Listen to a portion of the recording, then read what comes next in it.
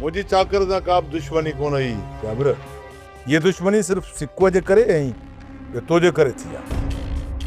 सिक्को कमीनो त भजी वियो ऐं हिन वक्त चाकर जा पेर चटी न हूंदो।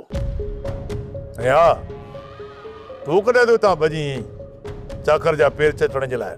अकबर खान यही जबर चाकर खान जे अॻियां कंध झुकाए हा न त अॼु मां तुंहिंजे साम्हूं न बीठो हुजां। मां मञा थो त तुंहिंजा माण्हू मूं आहिनि, पर मां बि हिन पंहिंजे हथनि सां पंहिंजे भाउ खे दफ़न कयो आहे। मुंहिंजी दिलि ते छा वसंदी हूंदी तूं मूंखां पुछ।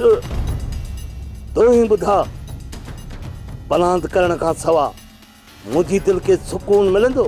तू चाकर खान जे ॻोठ जे हर घिटी हर मोड़ हर घर जे दर खां वाक़ुफ़ आहीं। रुॻो असांखे चाकर खान जे ॻोठ वठी हल, बाक़ी कम असांजो आहे। तूं छा थो सम्झी अकबर खान? मां रुॻो तुंहिंजी मदद कंदुसि, मां तोसां गॾु बि हलंदुसि, पर तुंहिंजे साम्हूं हथियार खणी अॻियां बीह रहंदुसि। चाकर खान जो मूंखे मौत खपे।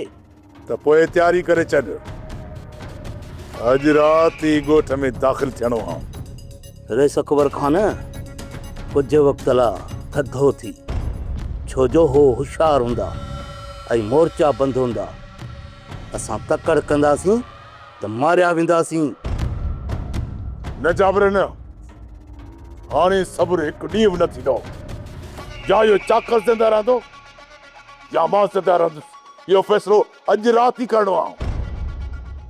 सब्सक्राइब कयो असांजो official YouTube channel Sindh TV HD drama ऐं वधीक अपडेट लाइ बेल आइकन खे क्लिक करियो।